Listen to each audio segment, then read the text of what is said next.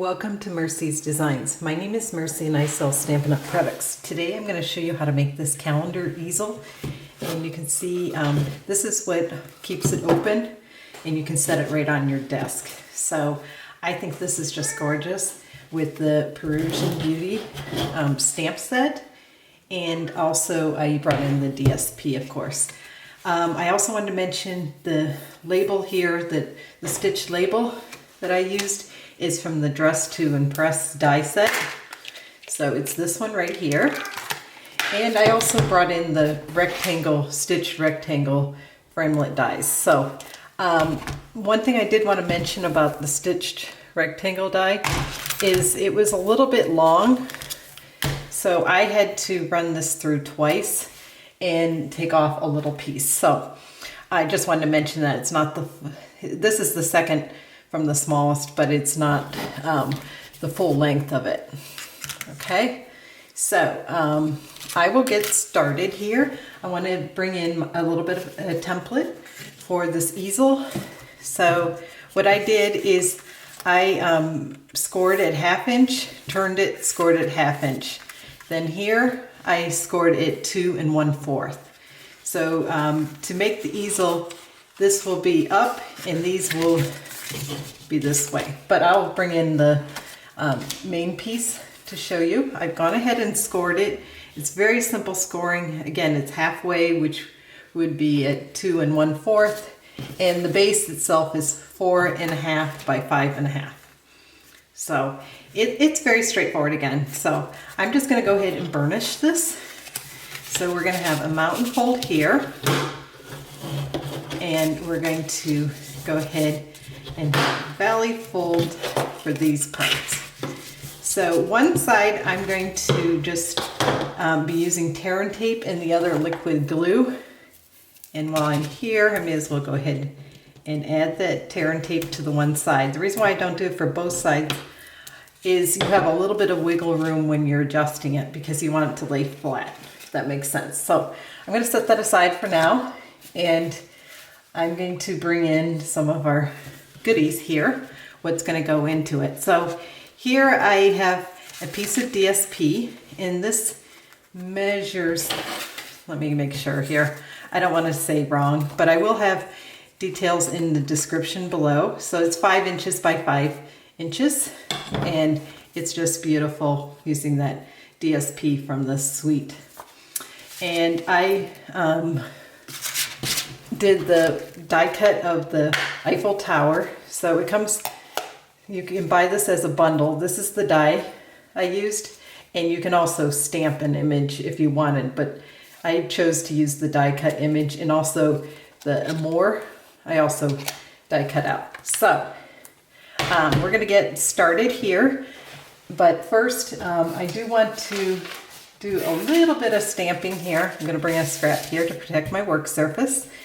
And I use this from the Peaceful Poppies die set, and I just thought it kind of added a nice little touch. It's not necessary. Sometimes some of these elements, when you bring them in, it's mostly because you have them on hand, and it just adds a little extra touch. But it's not like critical to the project itself. So I'm just going to somewhat randomly stamp here. I just want this nice little image Amour kind of in the background. So it's tone on tone. This is gray granite. So I'll set that aside.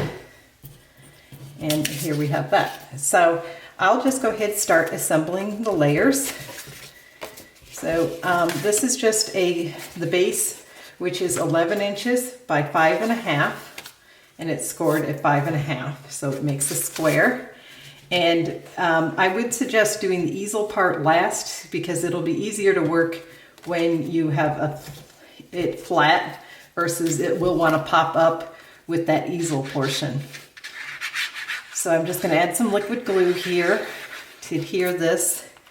I love having calendars like this because they just add a nice homemade feel and touch. It's great for a desk. It's great as a gift. So if you are looking for a gift idea, right before the holidays. This is a really nice one. So we're going to then add this cherry cobbler layer. This did take a lot of cardstock. You could make it a standard card size, but you couldn't have this large image. And I really wanted to have the Eiffel Tower and everything in its full glory. So you just have to decide, you know, what you're willing to spend on one of these and adjust accordingly with the size you want to do. But you could definitely adapt this and with the easel and do this kind of thing with a more standard size card. But I love the square. I think squares look awesome. So here's our DSP, and that's going to mat right onto here. And these are down, I think it comes out to like, maybe it's 1/8 of an inch between them. So it's like probably less than, I'm not sure. I do have that little ruler I could check here. Yeah, so that's 1/8 of an inch between each mat. But I will try to post, you know, exactly the exact measurements so you're not at all confused. Because I know how frustrating it can be to want to duplicate something and you can't. All right, so the next part is we're going to kind of do a dry layout. This is for our calendar itself. And we want to, this time instead of doing the vellum, the perennial essence vellum, I'm just going to do without that. And by the way, this is the extra piece I ran through and got rid of from that rectangle. It just was a little bit too big, and I want it to, you know, fit everything to fit pretty well. So, okay, so I'm going to bring in the Amore, and the trick here is I want this all to, this to fit on. This is going to be the kind of the hardest squeeze, if you will. So I will start by adding our Amore. If I can get this started. Okay, ooh. And this kind of bends a little, so it's a little bit fragile, but once you get it started, it's usually not too bad. All right, so there it comes off. I did use adhesive backing because it just makes life so much easier. Okay, so I'm going to try to put this as high as possible, kind of. And I want it at an angle because I think that looks really cool and contemporary to put it at an angle, and this I think looks great at an angle. So the next step would be to go ahead and adhere this mat, and this will be the mat for the calendar. Now I have a little trick. If the person wants to reuse this calendar for the next year, they can, because I add a little bit of some packaging tape. So I'll show that. So we'll hopefully be able to get this in. So here's my Scotch packaging tape, and you want to use a nice high quality tape, I suggest. And then I cut off a piece like so. Now, I don't know if this is acid free, but I'm really not planning for this to last for 20 years, so I'm not overly concerned about having it acid free. But if you are, this might be a problem. I don't think that the Scotch tape is acid free. That would be one downside to this idea, but I think it's a nice one. So the idea here is I'm using tear and tape, which will adhere to the packaging tape. I don't want to go over it though. So I'm being careful, oh, that one's fine, that the piece isn't bigger than this, okay? Now I'm going to go ahead and add this Eiffel Tower. So again, I'm going to take off the adhesive backing, and any excess pieces should come off when I do this. So you can see a few hung on, but I do have a few here. So I'm trying to locate my pokey tool, which escapes me at the moment. All right, but I can just use my fingers. There are a few pieces that are kind of wanting to hang on a little. but it does come out fairly well if you run it through like 2 times. And it is kind of a good idea to do it upside down when you're running it through the die cutting machine. For some reason that helps to get it to come off a little better. So I'm just gonna have this kind of straight down here. Oh, I almost forgot this. I wanna have this behind here.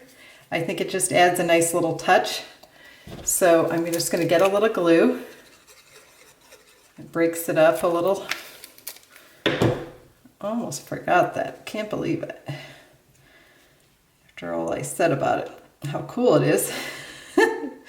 Isn't that just how it goes though? Okay, so I feel like I got this a little low. I want it to be, yeah, that's better. But of course we're competing here for space. All right, it's fine. Yeah, that's pretty good. Okay, I like that. So I'm just gonna go ahead and, ooh, this is a little crooked.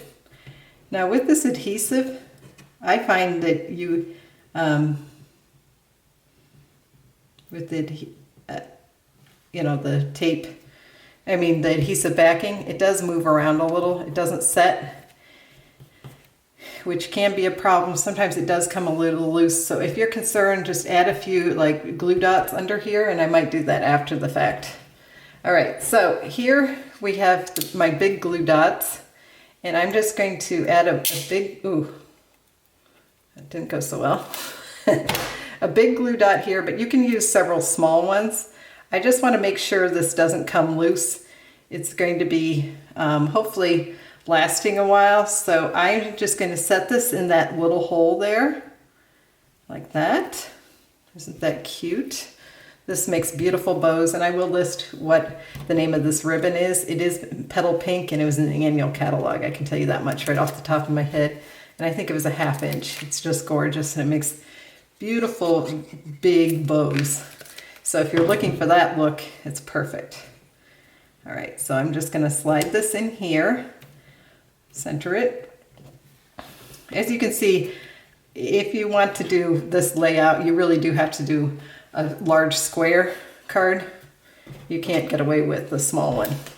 All right, so I'm gonna bring in my dimensionals, and I'm gonna pop up Life is an Adventure. And it sure is, and I think this is a great like sentiment for a calendar. It's perfect. It's perfect for cards too. But I like having sentiments like this for a calendar.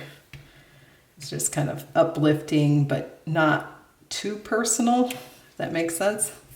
So that's perfect. Okay, so I got these off Etsy, these little calendars, and the lady who sold them is Jennifer Freeman. And she's also a Stampin' Up! Demonstrator, but I wasn't overly thrilled. They seem a little bit like she cut, I don't know if you can see this. This is like not at a good angle. She just chopped it, a bunch of sheets. These are computer paper. She has a nice, you know, the gum stuff on there. That's fine. But I'm not overly thrilled. I'm also finding little like dots here because these are Xerox. They're not printed off, I think, or they are printed off, but the printer's dirty, something like that.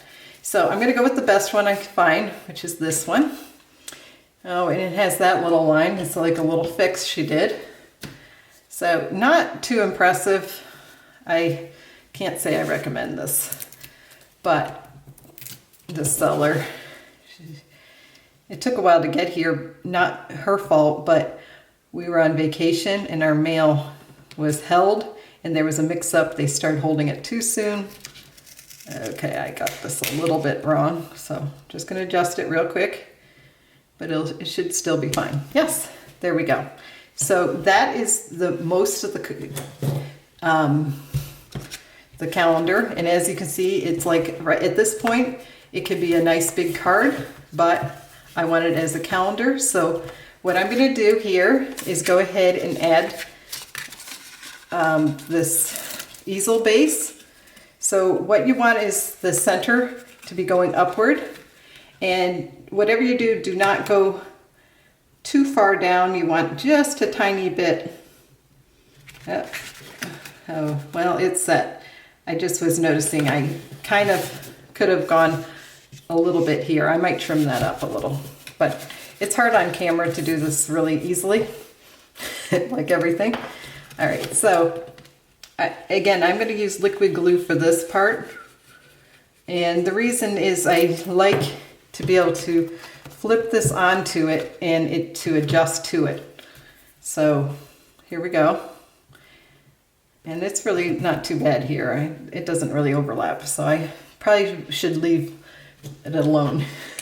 Sometimes if you try to fix something, it makes it actually worse. All right, so then it sets up like that. So I don't know if you can see that, but that is how the calendar looks when it's complete. I hope you found this helpful and would consider giving this a try. If you have any stamping needs, please contact me at mewants3@gmail.com and I will be happy to help you place an order with the host code. If you enjoyed this video, please give me a thumbs up and consider subscribing. So thanks again for watching and happy stamping.